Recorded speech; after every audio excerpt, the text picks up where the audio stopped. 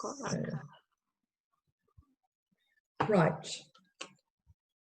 Well, that's all the colour mixing I think we're going to be doing in terms of our two basic colours. So I hope everybody's got those two basic colours, and I'm not going to move on until everybody puts their hand up and says they have. Okay, Margaret's got her hand up, Gillian has, Prue has, Yvonne has, Angela has, Sally has, so it's just Anita, Alicia and Chris. Everybody else can put their hand down. Okay. Thanks, Yvonne. Thank you, Chris. Chris is good. Sally, you're good? Anita's good. Everybody's got their hands up. We're good. Very good. Marvellous. Okay. Right, I'm now going to move the palette out of the way because I want to get at the rectangles underneath.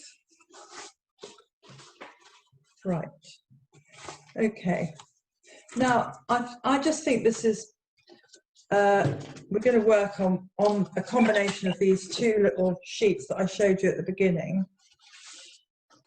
And get as much of it done as we possibly can. So I'm going to start off. I think it would be a useful thing for you all to have a record of what the two colours are, just straight, without anything sort of big happening to them. Okay, so we're going to do it wet on dry, and if you want to make a note of these techniques or what they're called, then do it on the tape on the side. So this is going to be wet on dry, this first box, and it's going to be what we call the brown. So I'm going to shorten it to BR for brown. It's not really brown, but it's a sort of brown. Okay, the next box will be wet on dry again, and we'll be using the what we call blue mix. So I'm just going to put a circle around that. Okay, now it is much better when you're working with watercolour if you actually bear in mind the principle that the water is carrying the colour, and that you need to be really passive and not get busy when you paint.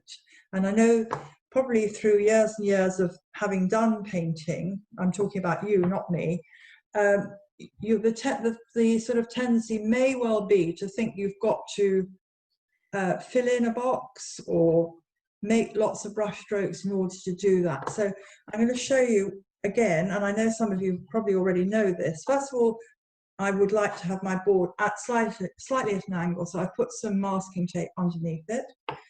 And then I'm going to just make sure my brush is clean before I start, dry it on the paper towel, and I'm going to start with applying the brown. So I'm putting my brush into the brown mix that we've spent time making, and I'm going to do, I want you to watch me, please don't do anything until I have actually finished this little demonstration. So once across, refill, twice across, so you get a river, 3 times, refill, 4 times, refill, 5 times, refill, 6 times, refill probably, and then when you get to the bottom here where there's a good strong river, to get to the tape I don't need to go back into my palette, so I'm just going to gently draw that river down to the bottom of the rectangle. And there should still be a river when you finish, okay? Then squeeze out what's left of the colour from your brush back into the palette. And then use your brush like a straw and let it draw up the wet paint.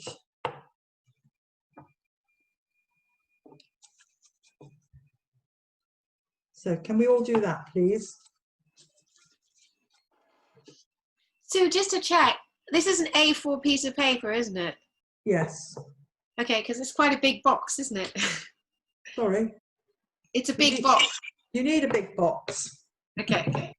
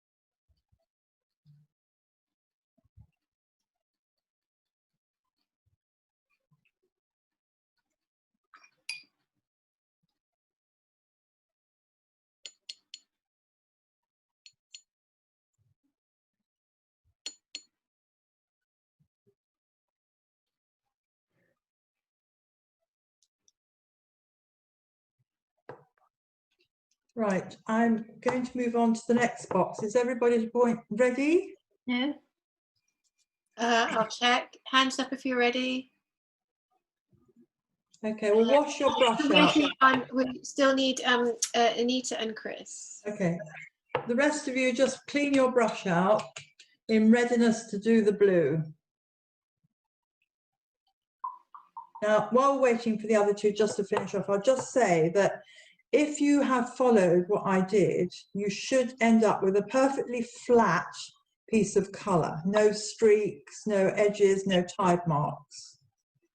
And I noticed that some of you, this has happened in your course of your painting. If you go back over wet colour while it's still very wet, you will end up getting sort of a streaky, rather laboured looking finish. And I suppose, well, I mean, this of course does come with obviously lots of practice, but if you look at Leslie Worth's again, I mean, what's wonderful about it is it's immediacy. It doesn't look laboured. There are no kind of tide marks anywhere. It just looks like he's put the, presented the paint to the paper, and it looks, I mean, obviously it isn't effortless, but it does look effortless. Yeah.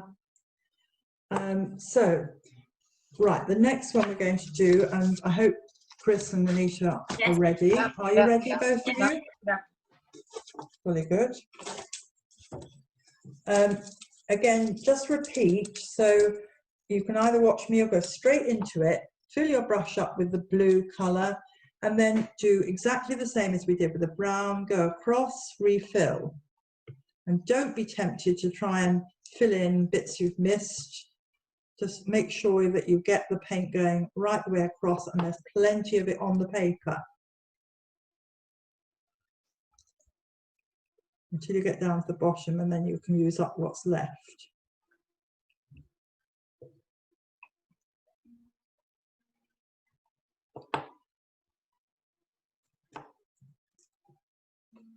And don't waste any of the colour by washing it out in your jar. Just squeeze your brush before you finish. And then draw up the colour in the tip of your dry brush and get that back into the palette.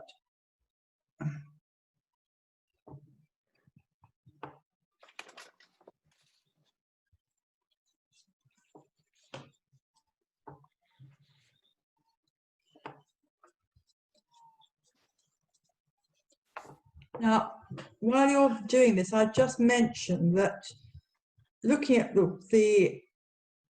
what you can either use the word darkness, lightness of both these colours, or you can use the word value. And sometimes you might hear the word value. It means exactly what it says, value. So the value, the darkness or lightness of this blue is pretty similar, I think, to the brown. It may be a fraction stronger, darker, but it's as close as I'm going to get it today. And I think this is what I was trying to stress is quite important with these little exercises I've done here, is that the value of the colours are similar, especially when you come to doing this overlaying of washes.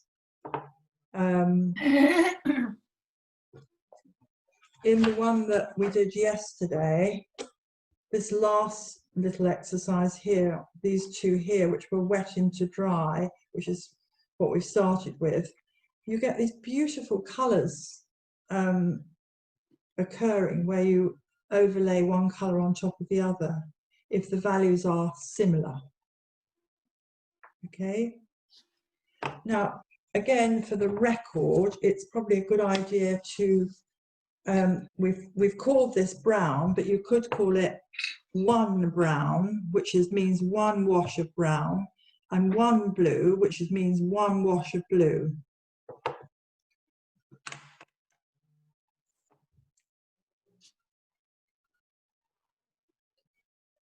Can we move on to the third box yet? No? Oh, I just messed up mine by putting my finger in it. Well, don't, just leave it. Can I just make it too blue? No. No, just leave it. Just leave it. Just leave it. It was so. It's because I'm left-handed, so I just Yes. try on. Yeah.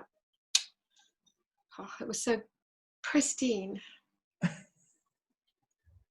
So if you want to make a note of that, value similar values when you're just for your own record. I think it's something that's useful to know about. Now I can see Chris's head is up, so that means, are you ready, Chris? I'm ready to do the third one. Good. Anita, you ready? Yeah, everybody's good to go. Great. Okay, wash your brush out very thoroughly, please, everybody. So there's no blue left in it. Check it on the paper towel. And then go to the cleanest of your pots. None of mine are particularly clean, but anyway, perhaps I'll just stay with the blue. Okay, so we're now going to apply, we're going to do this little one here, this third one here. Can you see it? That one there, which is wet into wet technique. So if you want to write wet into wet along the border,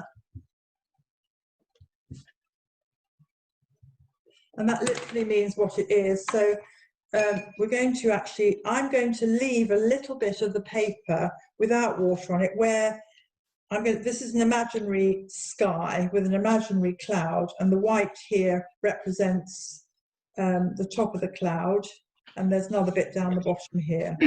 So if you want to do a little imaginary sky, paint with water. So where the water goes will be where the blue goes, okay? So you just apply water to that piece of paper.